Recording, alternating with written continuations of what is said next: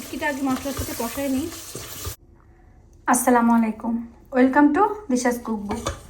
আমি রান্না করেছি ডাঁটা শাক দিয়ে, শুটকি দিয়ে, আলু দিয়ে, কাঁঠালের বিচি দিয়ে, যেটা আমাদের অনেক বেশি পছন্দ। প্রত্যেক বছর ডাঁটা শাক দিয়ে এই রান্নাটা আমরা করেই থাকি, খেয়েই থাকি। তো ভাবলাম আপনাদের সাথে একটু শেয়ার করি যে আমি শুটকি দিয়ে ডাঁটা শাক, ডাঁটা এবং আলু কাঁঠালের বিচি দিয়ে কীভাবে রান্না করেছি। ভালো লাগলে আমার দিশাস কুকবুকটা সাবস্ক্রাইব করবেন এবং সহজ রান্নাগুলো আপনাদের সাথে আমি শেয়ার করে থাকি, যেটা আমি প্রতিদিন রান্না করি সেগুলাই একটু ভাবি যে আপনাদের সাথে শেয়ার করে থাকি। তাহলে চলেন রান্নাটা কীভাবে করেছি দেখে নিই। দেশি শুটকি দিয়ে ডাঁটা শাক এবং লাউ শাক দিয়ে কাঁঠালের বিচি দিয়ে রান্না করবো। এর জন্য আমি শুটকিগুলা একটু ভেজে নিচ্ছি, কারণ শুটকি ভেজে নিলে শুটকির ঘ্রাণটা অনেক ভালো থাকে, প্লাস হচ্ছে এটা তরকারিতে দিলে শুটকিগুলো আস্তে আস্তে থাকে, একদম গলে যায় না। তো এখন আমি শুটকিগুলো একটু ভেজে নিব। এখন রান্না করব ডাঁটা শাক এবং লাউ শাক দিয়ে শুটকি দিয়ে। সেখানে আমি ডাঁটা শাক এবং লাউ শাক সুন্দর করে ধুয়ে কুটে বেছে পানি ঝরানো দিয়ে রেখেছিলাম। এখন আমি রান্না করব। তো প্রথমে যেটা করব সেটা হচ্ছে আমি শুটকিটা তো ভেজে নিয়েছি, এখন আমি তেল দিব। তেলটা গরম হয়ে গেলে আমি দিয়ে দেব পেঁয়াজ আর দিয়ে দেব পুরো আস্ত একটা রসুন কুচি, কারণ শুটকিতে একটু রসুনটা বেশি হলে ভালো লাগে। আর মিডিয়াম সাইজের একটা পেঁয়াজ দিয়ে দেবো। পরিমাণ মতো লবণ। লবণ সবসময় প্রথমে একটু কম দিবেন।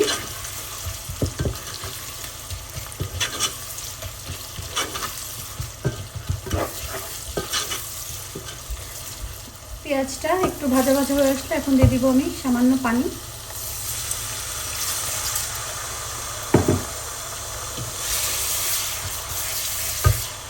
পেঁয়াজের পানিটা একটু শুকায় এসেছে, এখন আমি দিব এর ভিতরে এক করে মশলা। প্রথমে দিয়ে দিব জিরা গুঁড়া, হাফ চা চামচ দিবেন, বেশি দিবেন না, কারণ শাক যেহেতু এত বেশি দিলে ভালো লাগবে না। আর শুটকির কারণে আমি মশলাটা দিচ্ছি, অনেকে মশলা দেয় না, বাট আমি এভাবেই রান্না করি। এখানে আমি ধনিয়া দিলাম, সব সম পরিমাণেই দিবেন, হাফ চা চামচ হাফ চা চামচ।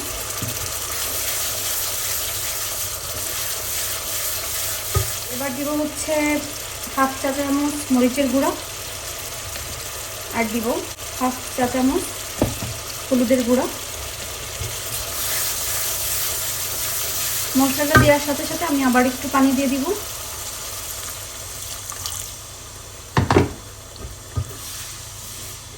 আমার শখের রান্না এগুলা, আমি এত কষ্ট করে রান্না করি, নিজের রান্না অনেক সময় নিজে ভুলে যায় যে কিভাবে রান্না করেছিলাম। তো ভাবলাম আমার শখের রান্নাগুলোই দেই, আমার নিজেরও দেখতে অনেক ভালো লাগে।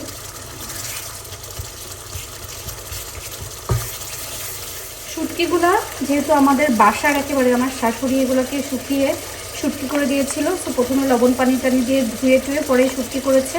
তারপরেও আমি কিন্তু ভাজার পরে একটু লবণ পানি দিয়ে ভিজায় রেখেছিলাম, এটাকে আবার ভালো করে লবণ পানি দিয়ে ধুয়ে নিব। মশলাটা কষায় আসছে, তেল উঠে গেছে, এখন আমি শুটকি দিয়ে দিব।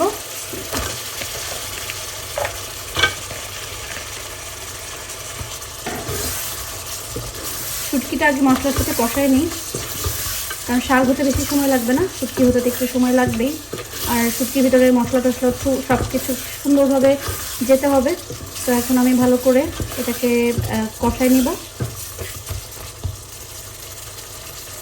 শুটকিটা আমি বেশ কত সময় শুধু মশলা দিয়ে কষায় নিয়েছি।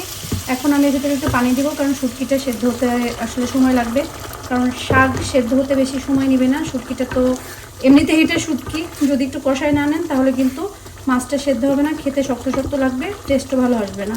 সো এখন আমি শুটকি মাছটা একটু কষাই নিই মশলার সাথে। শুটকিটা কষানো হয়ে গিয়েছে,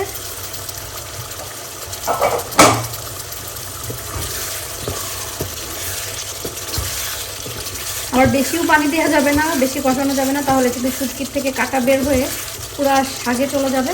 তো এখন আমি বিসমিল্লাহ বলে শাকগুলো দিয়ে দিই।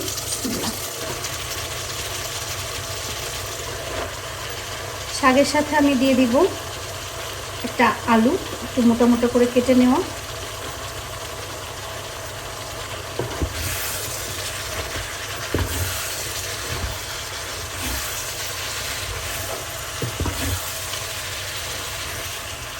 শাকটাকে খুব আলতো করে শুটকির সাথে উল্টা উল্টা দিতে হবে। বেশি নাড়াচাড়া করলে কিন্তু শুটকি ভেঙে কাটা কাটা হয়ে যাবে।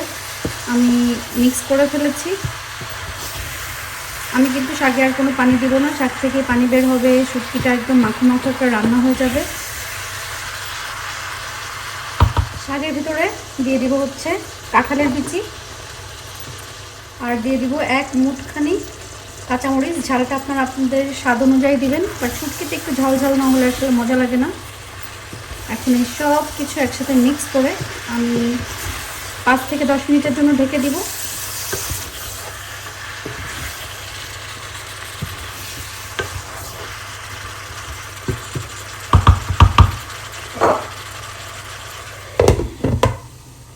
শাকটা ধুয়ে পানি ঝরানো দেওয়ার কারণে আমার শাক থেকে তেমন পানি বের হয় নাই, কিন্তু একটু তো জাল দিতে হবে, সেই জন্য আমি কিন্তু এখানে সামান্য পানি ব্যবহার করেছি। আপনাদেরও যদি শাকটা এরকম ড্রাই ড্রাই থাকে সেক্ষেত্রে আপনারা কিন্তু একটু পানি ব্যবহার করতে পারবেন, তাই বলে বেশি না, সামান্য পানি দিতে হবে। এখন আমি সামান্য পানি দিয়ে এটাকে ঢেকে দিচ্ছি।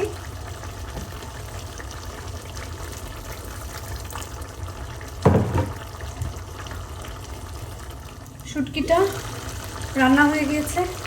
আমার কাছে একটু এরকম মাখো মাখো খেতে ভালো লাগে, এই জন্য আমি এরকম মাখো মাখো রাখছি। যাদের খুব টানা টানা খেতে ইচ্ছে করে আপনারা ঝোলটা শুকাই ফেলবেন। আর আলু সেদ্ধ হয়ে গিয়েছে সব কিছু। আমার ডাঁটা শাক, লাউ শাক দিয়ে, কাঁঠালের বিচি, শুটকি দিয়ে, আলু দিয়ে রান্না আপনাদের কেমন লেগেছে কমেন্ট করে জানাবেন। এটা রান্না করে খেয়ে দেখবেন, অনেক বেশি মজা।